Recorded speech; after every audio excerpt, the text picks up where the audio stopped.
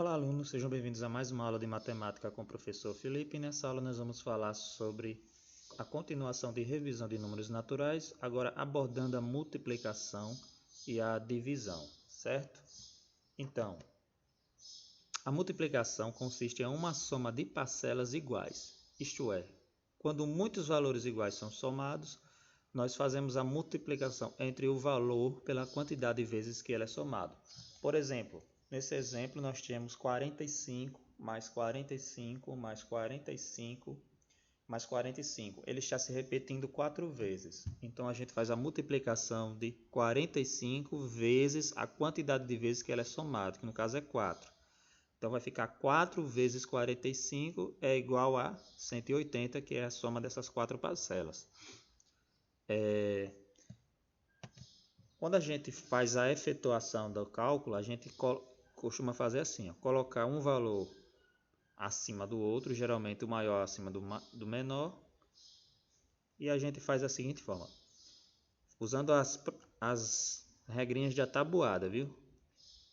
5 vezes 8, 40. Aqui a gente vai colocar o 0 e o 4 ele vai subir aqui para cima do 7, para depois ser somado. Depois vai ficar 5 vezes 7, 35, mais 4, 39. Então, o resultado dessa letra A, 5 vezes 78, é 390.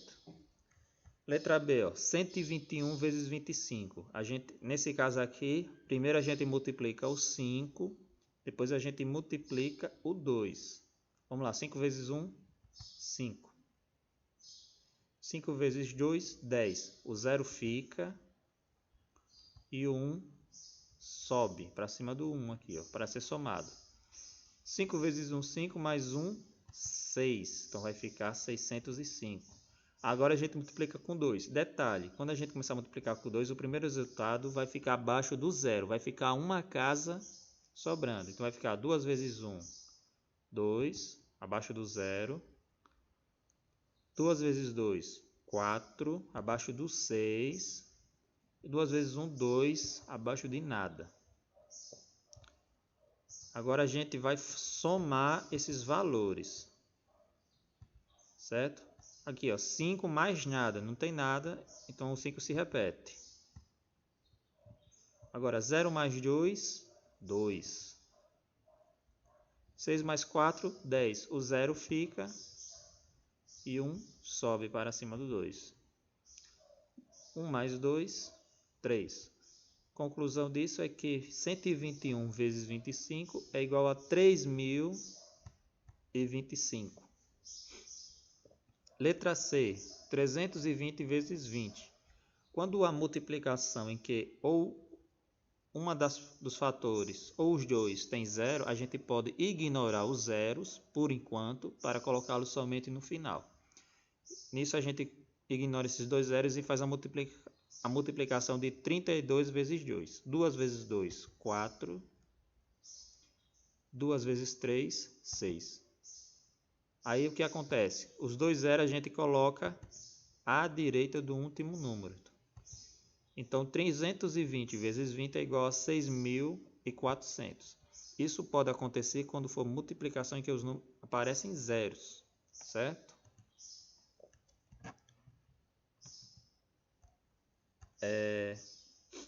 As propriedades da multiplicação. Então, há 4 propriedades da multiplicação. A primeira é a comutativa, que diz que a ordem dos fatores não altera o produto. Ou seja, 12 vezes 4 é a mesma coisa que 4 vezes 12. Porque eu trocar os lados, a posição não vai mudar o resultado. 4 vezes 12 é igual a 48. Certo? Agora, a propriedade associativa, que diz que nós podemos associar diversas parcelas, diversos fatores em uma multiplicação sem alterar o resultado. Ou seja, 2 vezes 10 vezes 30. Se eu multiplicar nessa ordem, vai ser 2 vezes 10 é 20, vezes 30, 600. Agora, eu posso fazer da seguinte forma. 10 vezes 30 é 300. 2 vezes 300, 600. Ou seja, eu posso multiplicar independente da ordem, que o resultado vai ser igual. 2 vezes 30, 60 vezes 10, 600. Não vai mudar o resultado. Elemento neutro. Na multiplicação, o elemento neutro é o número 1. Ou seja, por que isso? Multiplicar por 1 é o próprio número. Por exemplo, 700 vezes 1 é igual a 700.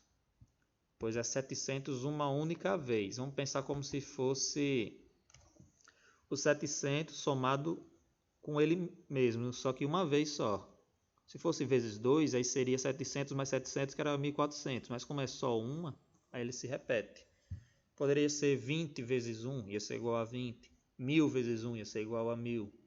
Isso não iria mudar o resultado quando multiplicar por 1. Agora, a propriedade distributiva.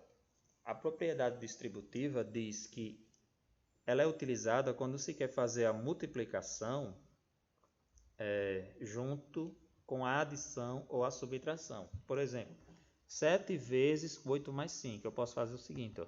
7 vezes 8, 56. Mais, continua o sinal de mais. 7 vezes 5. 5 vezes 7, 35. Resultado, 56 mais 35 vai ser igual a 91.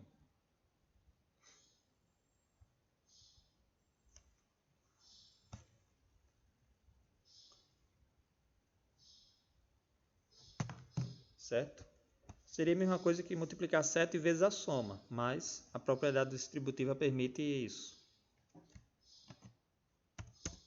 Agora a divisão. A divisão ela consiste na operação em que é necessário dividir quantidades em partes iguais. Ou seja, se eu tenho uma quantidade e quero dividir entre partes iguais, isso eu estarei fazendo a divisão. Aí, por exemplo, a professora Cida vai dividir 240 bombons entre seus 30 alunos. Quantos bombons cada aluno vai receber? Então, ela tem 240 e quer dividir entre seus 30 alunos. Eu posso representar por esse símbolo aqui. Eu digo 240 dividido para 30. Quantos bombons cada aluno pode receber? Então, se a gente pensar, cada 30 alunos vai ter um. Aí eu posso dizer 30, 60, 90, 120, 150, 180, 210, 240. O 30 se repetiu 8 vezes. Então eu posso concluir que cada aluno vai receber 8 bombons. E ao se repetir esses 38 vezes, não teve nada, não sobrou nenhum. E na divisão nós temos 4 elementos. O dividendo, que é o número que a gente está dividindo. O divisor, que é o número pelo qual estamos dividindo. O quociente, que é o nosso resultado inteiro, nosso resultado natural. E o resto, que é o que sobrar, que nesse caso o resto foi 0, porque não sobrou nenhum bombom. Foi uma divisão perfeita. A gente pode operar da seguinte forma: 240 dividido por 30. A gente faz da seguinte forma: faz essas duas barras e coloca o 30 dentro. A gente viu que foi 40, então eu coloco o 8 aqui embaixo e eu faço o seguinte: 8 vezes 30 é igual a 240. Logo, a gente subtrai 240 menos 240 e o resto é 0. Por isso, o dividendo é 240, o divisor é 30, o quociente é 8 e o resto é 0. Na letra B, 576 dividido por 4. A gente operando, a gente vai ter a seguinte forma: 576 dividido por 4. Então, a técnica aqui é ver o divisor, ele é menor do que quantos números dos primeiros do dividendo. Nesse caso aqui, 4 ele é menor que 5, então eu posso fazer dividindo, começando por 5. Quantas vezes o 4 cabe em 5? Cabe apenas uma única vez, então vai ficar 4 vezes 1 é igual a 4. E aí eu faço 5 menos 4. 5 menos 4 1. Ficou 1, é um resto. Então, agora desce o 7. Vai ficar 17 dividido por 4.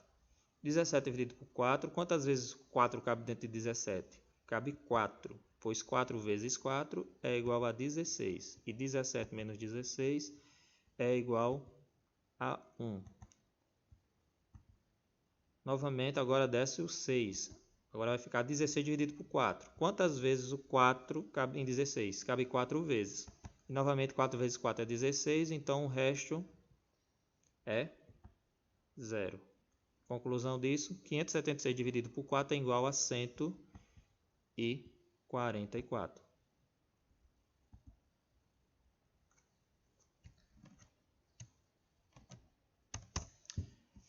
Efetuando mais um exemplo, 354 dividido por 7. Então, o 3 ele é menor do que 7, então vou ter que usar duas casas aqui, então vai ser o 35. 35 para 7, 7 cabe 5 vezes, pois 5 vezes 7 é igual a 35.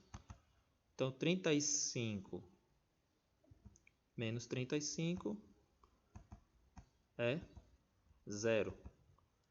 0 agora desce o 4. 4. Quantas vezes o 7 cabe em 4? Nenhuma vez. Então, vai ficar 7 vezes 0. 7 vezes 0 é 0. E 4 menos 0 é 4.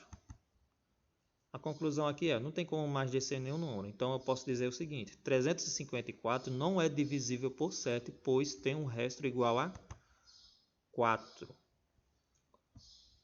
seja, dividendo é 354, o divisor é 7, o quociente é 50 e o resto é 4.